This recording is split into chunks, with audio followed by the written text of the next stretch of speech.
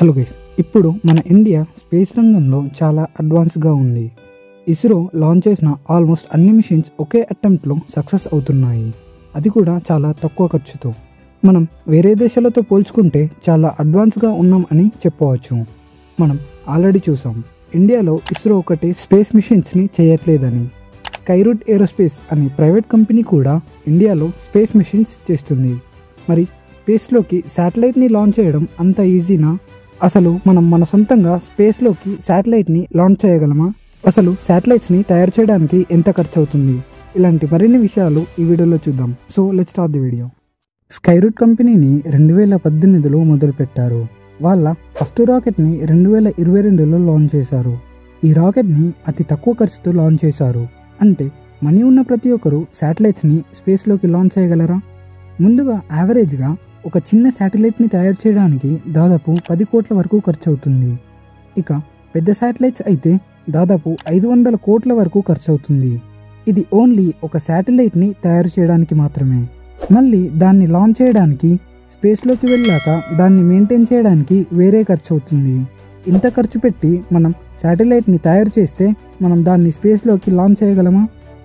Yes, మనం మన శాటిలైట్ని స్పేస్లోకి పంపగలం. కానీ దానికోసం మనం ఇండియన్ గవర్నమెంట్ దగ్గర పర్మిషన్స్ తీసుకోవాల్సి ఉంటుంది. మన శాటిలైట్ అన్ని టెస్ట్లో పాస్ అయితే మనం ఇస్రోని యూజ్ చేసుకొని మన శాటిలైట్ని స్పేస్లోకి పంపగలం.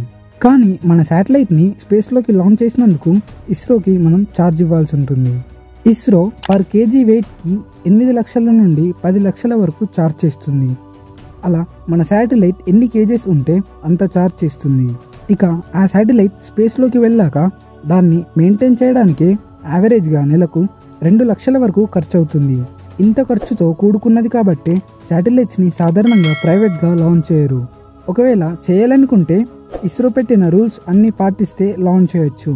ఇక శాటిలైట్ కాకుండా మన సొంతంగా ఒక రాకెట్ని లాంచ్ చేయాలంటే ఒక నార్మల్ రాకెట్ని తయారు చేయడానికి దాదాపు 500 కోట్ల వరకు ఖర్చు అవుతుంది.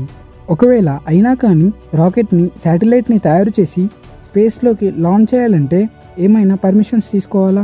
ఎస్, యుఎస్ఏకి చెందిన యూనికాపస్ అంటే United nation committee on the peaceful uses of outer space అనే సంస్థ 115 దేశాలతో కలిసి ఒక అగ్రిమెంట్ని చేసింది.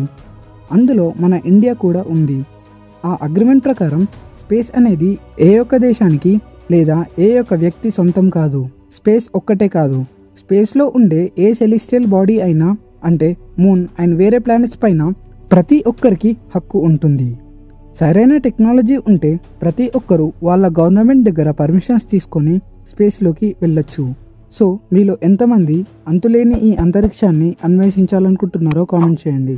ఇలాంటి స్పేస్ వీడియోస్ కోసం సబ్స్క్రైబ్ చేసుకోండి. Thanks for watching.